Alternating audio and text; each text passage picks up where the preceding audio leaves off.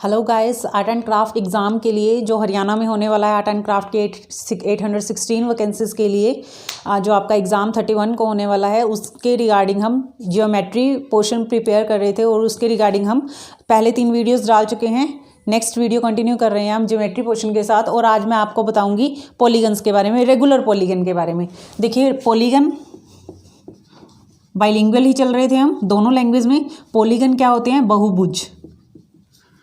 आज हम सब कुछ करेंगे इनके बारे में, इनका अंत्य कोण, बाह्य कोण, ये सब बताऊंगी मैं आपको इस वीडियो में, तो बने रहिए इस वीडियो में अंत तक।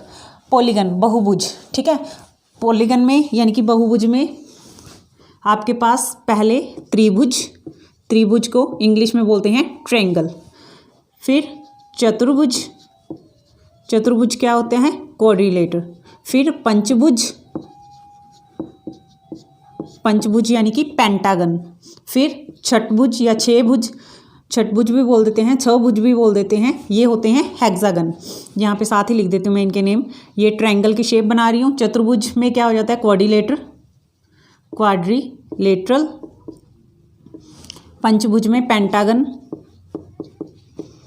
आपको फॉर्मूलाज भी बताऊंगी मैं, याद करने की ट्रिक भी। हेक्सागन, सतभुज,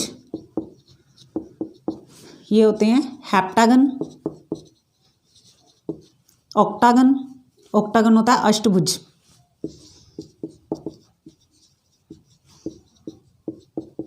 जिसकी 8 भुजाएं हों।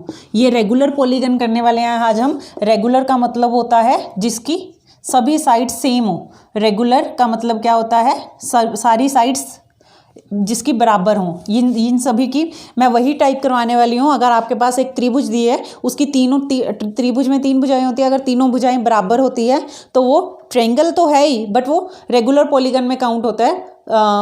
रेगुलर पॉलीगन मतलब जिसकी सभी भुजाएं बराबर हों। एक मैं नैनोगन भी लिख लूँ यहाँ पे। नैनोगन मतलब 9 भुज, जिसकी 9 भुजाएं हों। और रेगुलर पॉलीगन क्या हो जाएगा? रेगुलर नैनोगन क्या हो जाएगा? जिसकी 9 की 9 भुजाएं बराबर हों। और अंत में आता है डेकागन। डेकागन 10 भुज, ठीक है। देखिए, अब हम इसके अंत्य कोण, बाह्य कोण, इन सभी का योग वो पूछेंगे, देखेंगे क्या होते हैं। अगर आपसे पूछा जाए कि बाह्य कोण, each exterior angle, each exterior angle अगर निकालना हो त्रिभुज का लेके चलें हम। अगर ईच एक्सटीरियर एंगल निकालना हो तो इसका फॉर्मूला जो होता है वो होता है 360 divided by number of sides. Hindi में बोल रही हूँ मैं। 360 डिग्री, ये 360 डिग्री को भाग किससे करेंगे? जितनी भुजाएं हैं, जितनी भुजाएं हैं। अब ट्रायंगल की अगर बात करें तो ट्रायंगल में अगर बाह्य कोण निकालना हो, हर बाह्य कोण क्या होता है? देखिए, ये ट्रायंगल, इसका बाह्य कोण ये वाला, या फिर अगर इस भुजा को बढ़ा रहे हैं तो ये वाला, अगर इस भुजा को हम बढ़ा रहे हैं तो इसका ये वाला बाह्य कोण हो गए। अगर बाह्य कोण निकालने हो कितने कितने के बनेंगे तो हम 360, ट्रायंगल की बात करने हैं तो इससे भाग कर देंगे हम। कितना आ जाएगा? 120 डिग्री। यानी कि ये भी 120 का होगा, ये भी 120 का होगा, ये भी 120 का होगा। तो आप ये फॉर्मूला नोट कर लें। बाह्य कोण का जो फॉर्मूला है, अगर बाह्य कोण अगर आपको किसी भी में भी निकालना है तो आप क्या करेंगे? 360 को डिवाइड कर देंगे नंबर ऑफ साइड्स से। देखिए, अब त्रिभुज है, इसका ये बाह्य कोण मैं लिख रही हूँ यहाँ पे। बाह्य कोण देखिए क्या क्या बनेंगे। त्रिभुज 3 साइड, 3 को आपने इससे भाग किया तो कितना आया? 120। अब 360 को अगर 4 से भाग करते हैं तो क्या आ जाएगा? 4 × 36, 90 डिग्री। पंचभुज 360 को 5 से भाग करते हैं तो 5 × 7 = 35, 2 बचे, 5 × 2 = 10, ये 72 डिग्री। और अगर 6 से करते हैं तो क्या हो जाएगा? 60 डिग्री, ठीक है। 7 से करते हैं तो एंड सो ऑन, ये आप खुद करेंगे ये, ठीक है। अब हम बात करते हैं, ये बाह्य कोण हो गए। अगर अंत्य कोण पूछा जाए, अंत्य कोण का फॉर्मूला इंटीरियर एंगल, अंत्य कोण या फिर इंटीरियर एंगल। देखिए, इंटीरियर एंगल कैसे निकालेंगे हम? आपको याद रखना है सिर्फ ये फॉर्मूला। ठीक है, एक्सटीरियर एंगल का 360 divided by number of sides. अगर अंतः कोण पूछा जाए तो आपने क्या करना है, 180 में से आप बाह्य कोण माइनस कर देंगे, जितना भी बाह्य कोण, ईच एक्सटीरियर एंगल जो भी था, ईच एक्सटीरियर एंगल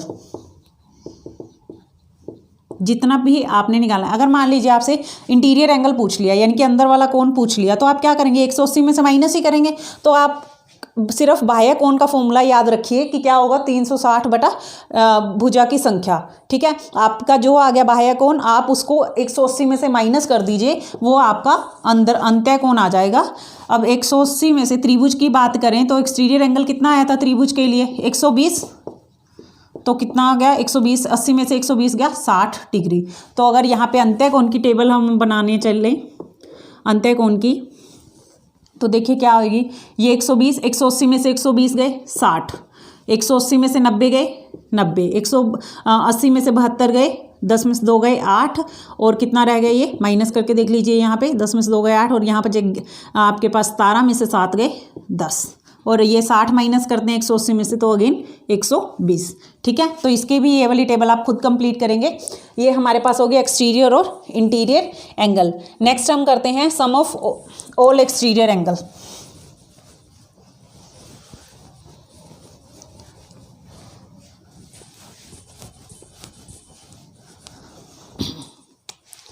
नेक्स्ट हम कर रहे हैं sum of all in exterior angle. देखिए ये बहुत इंपॉर्टेंट है, बहुत सारे पेपरों में आया हुआ है, सम ऑफ ऑल एक्सटीरियर एंगल। यानी कि कोई भी आपके पास अगर रेगुलर पॉलीगन है, चाहे त्रिभुज है, कोऑर्डिनेटर है, पेंटागन है, हेक्सागन है, हेप्टागन है, कोई भी है इनमें से, अगर आपसे बाह्य कोणों का योग पूछा जाए तो एक ही आंसर आएगा, कौन सा, 360 डिग्री। क्रैमिंग कर लीजिए, इसको दिमाग में फिट कर लीजिए, sum of all exterior angle is 360 degree. हर मतलब पॉलीगन है उसके बाह्य कोणों का योग क्या होता है, 360 डिग्री। ये देखिए, अगर आप याद भी करना चाहें, ट्रायंगल की हम बात कर रहे थे, इसके बाह्य कोण पहले निकाले थे कितने, 120 के, ये 120 का था, ये भी 120 का था, ये वाला भी कितने का था, 120 का, और अंतः भी निकाल लिए हमने, 180 में से ये माइनस के, ये भी 60 का, ये भी 60 का, ये भी 60 का।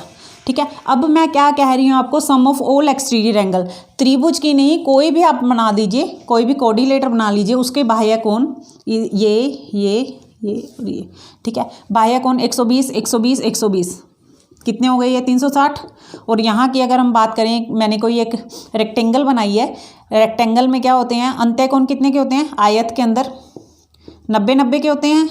अगर ये 90 के, तो ये पूरी लाइन कितने की होती है, 180 की, तो ये भी 90 के, ये भी 90 का, ये भी 90 का, ये भी 90 का। मतलब अगर आपसे कोई भी रेगुलर पॉलीगन ऐसा आपके पास बहुभुज पूछ लें जिसकी सभी भुजाएं बराबर हों और उसके बाह्य कोणों का योग पूछा जाए, तो वो होता है 360 degree.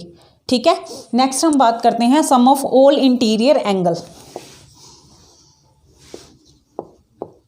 Some of all interior angle, यहाँ पे देखिए मैंने आपको बाह्य कोण और अंतः कोण निकालना बता दिया। अगर सभी बाह्य कोणों का योग पूछा जाए तो वो सिर्फ 360 डिग्री होता है। अगर अंतः कोणों का योग पूछा जाए तो देखिए क्या बनेगा, त्रिभुज के 3 होते हैं और तीनों के हमें 60 पता लग गए, 3 कोण होते हैं 180। इसको हम प्रूव करेंगे किसी फॉर्मूला से। देखिए क्या फॉर्मूला होता है उसका, n-2 मल्टीप्लाई बाय 180।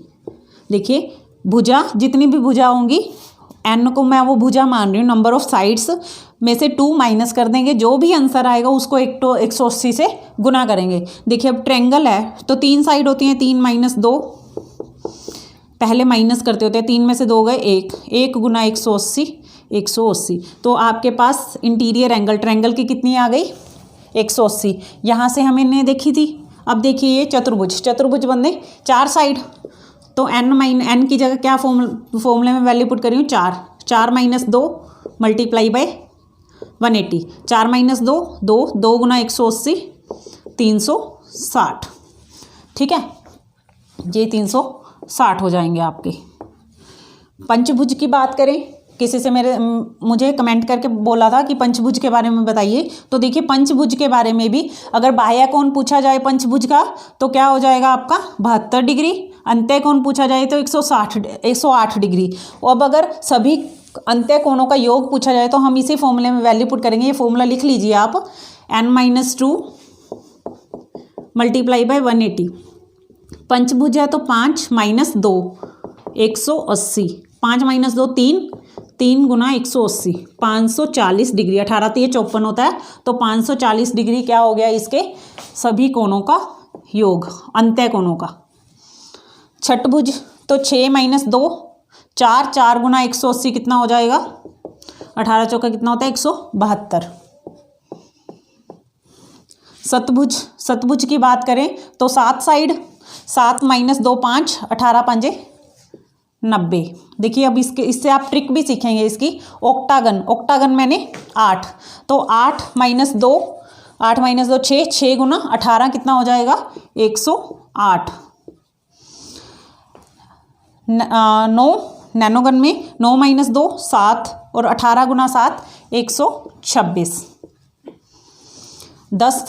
10 में से 2 गए 8, 18 8 144।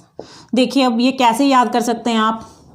यहाँ पे त्रिभुज की 3 साइड होती हैं, देखिए ये काउंटिंग लिख लीजिए। यहाँ पे क्वाड्रिलेटर की 4 होती है, पेंटागन की 5, हेक्सागन की 6, हेप्टा की 7, ऑक्टा की 8, नैनोगन की साइड कितनी होती है 9 और डेकागन की 10। देखिए अब